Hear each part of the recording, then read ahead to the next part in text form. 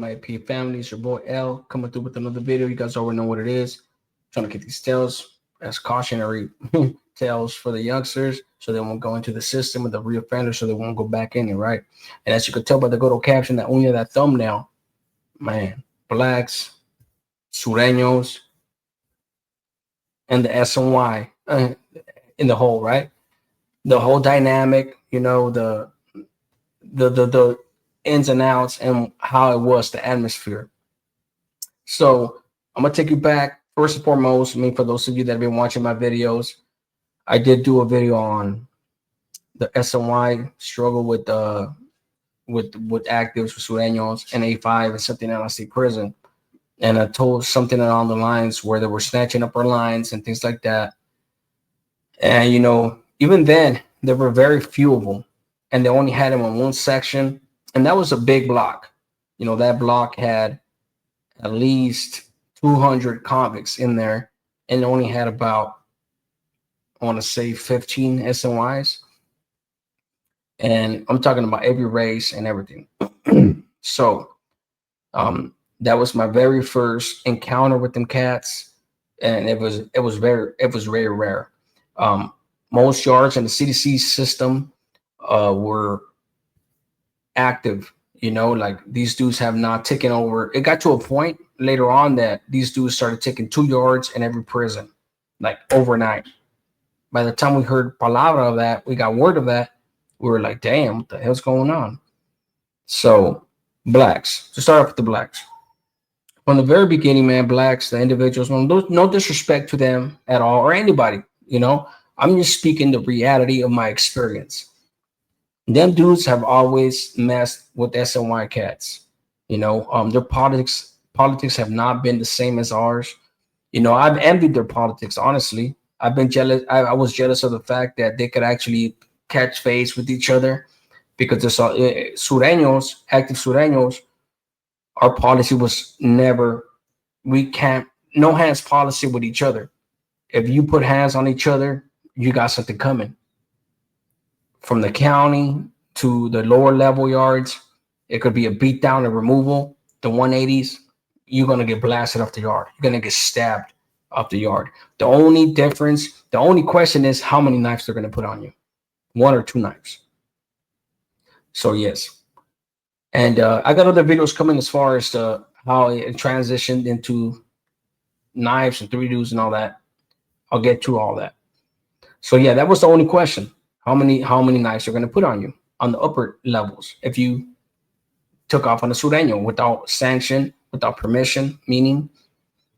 But every time I was in the back, every time I went to the hole and all that, the blacks were always the ones that were fishing or corresponding or were able to talk with the SNYs, to the point that even sometimes the camaradas would use that to their advantage. They couldn't get at the SNYs, but they would get at the black to go ahead and get at the SNY for this reason or another. Meaning, don't snatch up our lines, things like that. Diplomacy. Diplomatic type endeavors. So I'm gonna take you to Pleasant Valley. I'll fast forward to Pleasant Valley.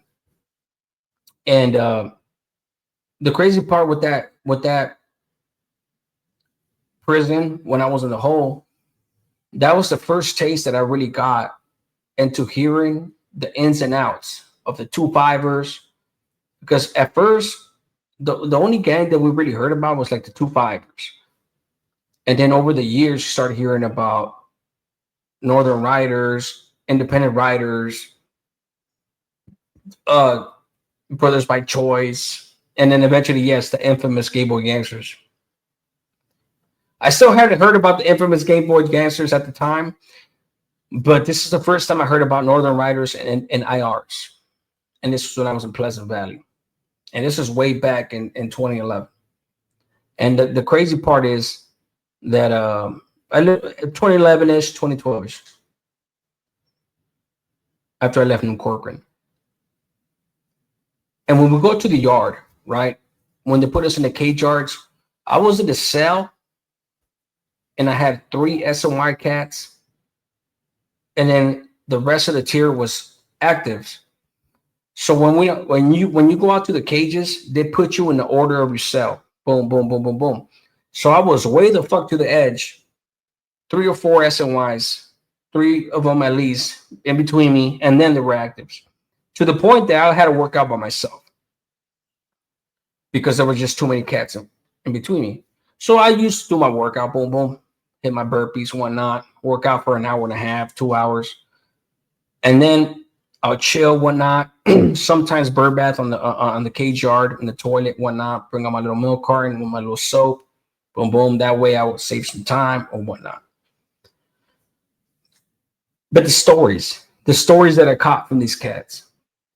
One of the main stories that I remembered, man, back then was how there was this dude Sicko from he was from IE somewhere, the Inland Empire, and this one was talking to somebody else, another one of his 2-5 brothers or whoever, wherever the hell he was from. I didn't talk to him. I'll go out to the yard, and if he looked at me and locked eyes, I just nod my head like, okay, cool. Because you ain't trying to get these dudes to start disrespecting you or snatching up lines and things like that, right? So you kept it cordial. At that point, it's like they were a reality. They were a reality, and you just had to exist and adapt to that reality. So he wasn't disrespectful or nothing like that. But I remember hearing the stories. I mean, I got ears. I'm not fucking deaf, And I remember this dude talking about how he was back there, and X amount of dudes were back there in other pods because a certain 2-5er had a chirujo as a celly, a tranny, a transvestite. Don't ask me if he was GBG or not, because I don't know, but obviously not, because them dudes are their own gang. But anywho, this dude had the whole yard for the 2-5ers, whatnot, but they were politicking against him because they didn't agree that he had moved in a tranny to their cell. No disrespect to the LGBTQ community, nothing like that. YouTube, don't freaking cancel me. But that's a fact, And I was just listening to this story, and I'm being like, I don't know nothing about these cats. At the time, I'm thinking like, shit, like I'm still in that mindset, like, fuck these dudes, and I'm still very, very, very active. Still went out to do a couple more stabbings and everything. I still believe in the cause, everything. So to me, this was blasphemy, but I still remember the story. And I remember thinking like, damn, a dude that has a 2-5ers in a yard has a chirujo as a celly, that further reinforced that type of freaking the get down. I was like, oh, hell no. But Pleasant Valley, man, when I was on the yard as well, I was in one block, and every single time we would go out to chow. And in one block, that's the first block that goes out to chow. I mean, some prisons might do it different. It's always going to be either 1 block or 5 block, the edge blocks that go out to chow. It may rotate it here and there, whatnot. Anywho, Pleasant Valley B yard, active yard, was bringing out 1 block, 6:30, 6:40 in the morning, latest. And then as we were going out, I guess they were letting out a yard. It was an SNY yard, level 4, 270. And as they were letting us out, they were letting them cats out, the first block. And for about 3 weeks, every single morning, the yard was going down. They had us prone out, get down, sit down. I think it was sit down at the time. 180, you prone out, whatnot. I think we were sitting down. But anywho, I think, you know what? I think Pierre was making us prone out. Anywho, it's not important. The reason they were doing that, even though it happened on A yard, they were running to A yard to respond to the code 1, whatnot, was because, other staff had to respond to the code. So they would take some staff from B yard and rush to A yard, and they would have us get down, whatnot, until the incident was over. So every freaking morning for like about 3 weeks, I remember, bro, I'm not bullshitting. I remember getting down and staying there and like, damn, bro, breakfast took forever. And this is what was happening. We got word and everything, obviously, from the black guys, the COs on the yard and everything. They were letting us know, like, hey, these cats on that yard, on A yard, are getting rid of child molesters, rapists, anybody with real bad paperwork. they were getting rid of them. And when I say rid of them, they were blasting them. Individuals, whether they were 2-5ers or whatnot, which pretty much that's part of what they were clean, quote unquote, cleaning up those yards. And I remember thinking like, damn, these dudes are motherfuckers think they're active. And they were active. They were getting active. I mean, they were getting rid of the basura, the real basura, right? And I don't say this to glorify it. Please do not misinterpret my words. I'm just telling you what I experienced. And like I said, I remember thinking like, damn, that's just crazy, you know? But it should have come as a surprise that all them cats had been on the main line once upon a time. They got done dirty or got caught up in politics. They were killers themselves and went to the other side, found a different cause, a different thing to follow. And what's universal? Child molester and a rapist.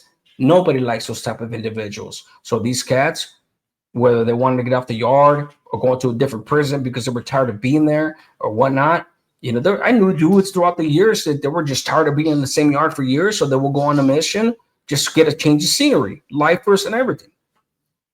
That's a real thing. So, yeah, man. So I remember all that and everything, but I always trip out on the whole blacks will always, like I said, no disrespect to them, they will always be the ones that not, I don't want to say embrace them as their equals or nothing like that. No, but they will fuck with them. You know, they will fish with them, trade soups, and do all kinds of shit with them. And I was always trip out like, what the fuck? Like, that's just crazy. Now, fast forward. And another thing too, let's just say it got to the point, fast forward, it got to the point where you were in a pod and a camarada, for example, got to the cell at the bottom of the tier and there was a bunch of SNY cells in between. You had to keep it cordial and respectful after a certain time, whether there were 2-5ers or whatnot. It was a reality. They were there. We had to deal with that reality.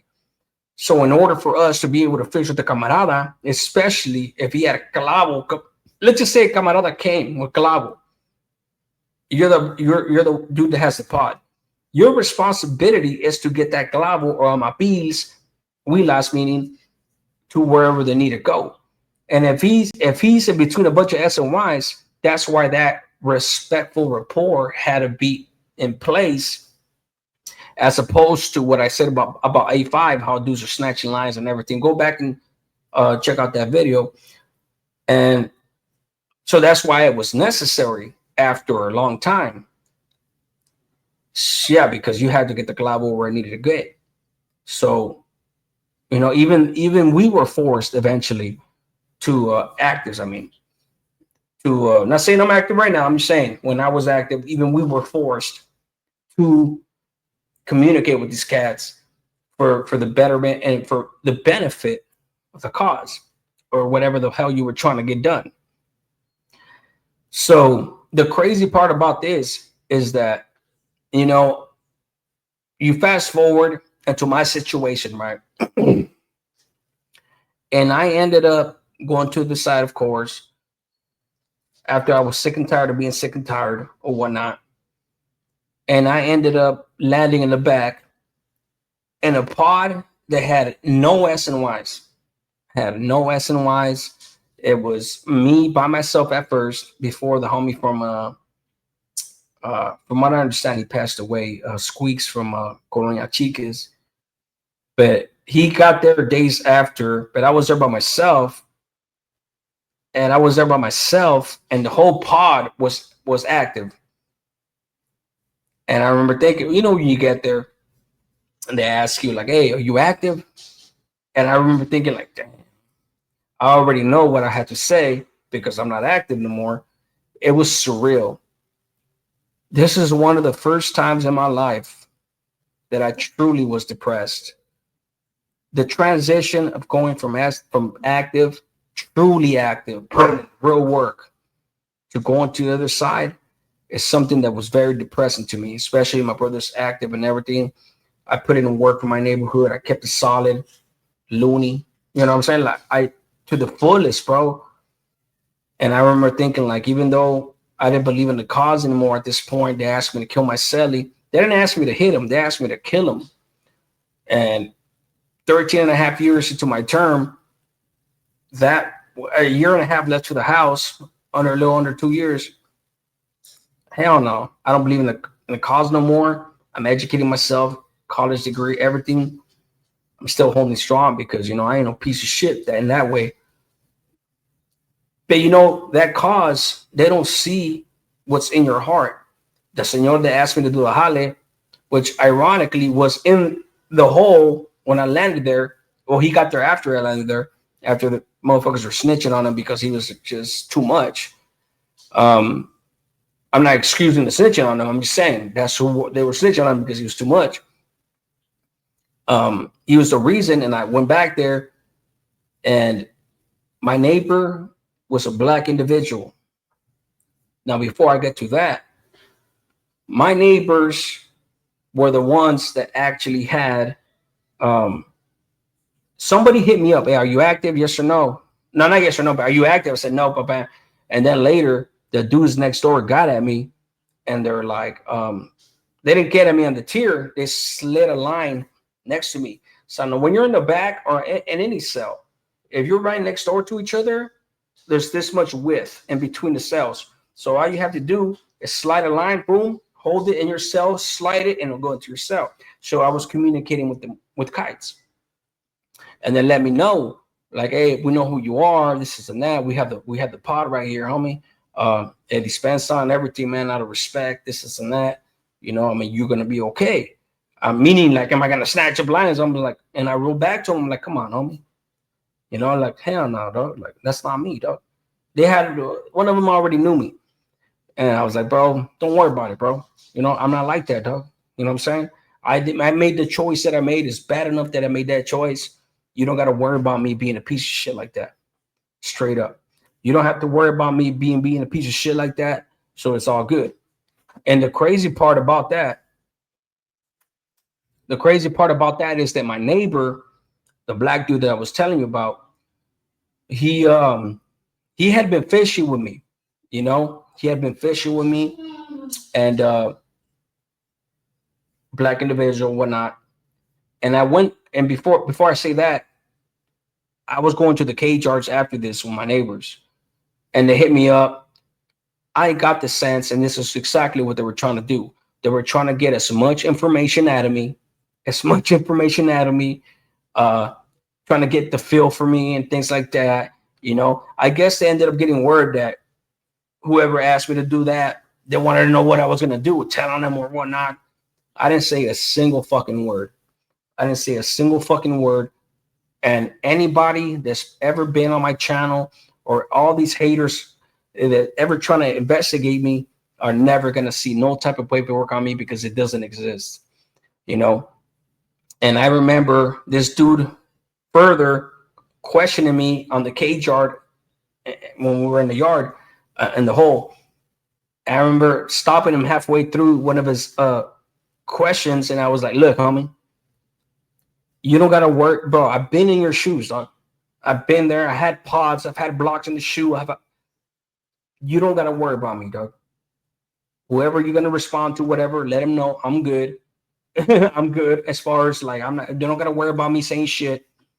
And I'm just going to go to the other side and parole, and that's me, bro. I still got to worry about going to the SNY, to D yard, which is one of the most dangerous fucking yards in the fucking California prison system. All these murders that you guys have been seeing in Kern Valley, I was on that fucking yard, bro. Doesn't make me bigger than anybody. It just means that I have to be on my toes and make sure that I'm not one of those casualties.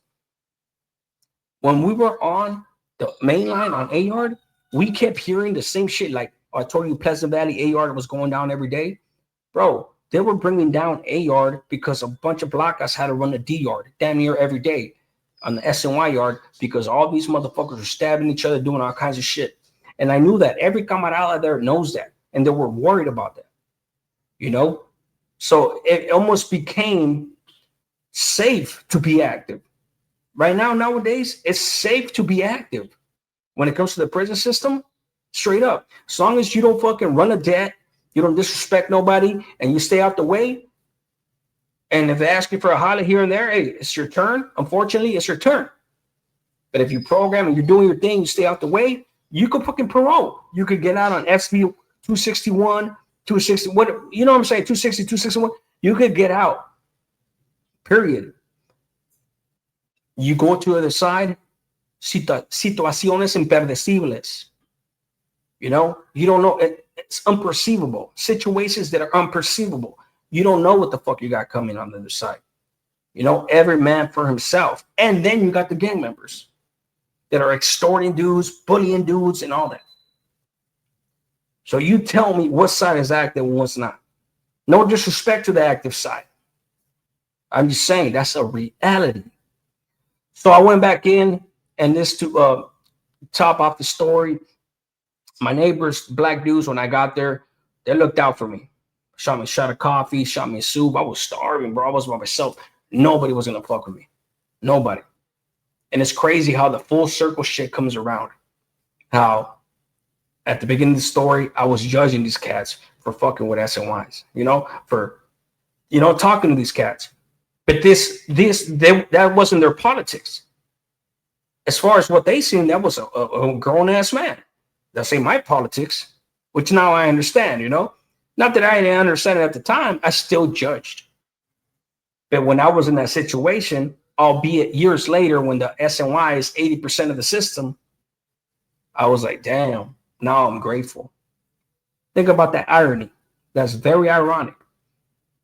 Shot me some coffee, shot me soup, whatnot. And I remember them dudes getting at him. Shot a kite, whatnot. The next day, I tried to get at him on the event. The black brothers didn't answer. 2 days later, the event, tried to get at him, didn't answer.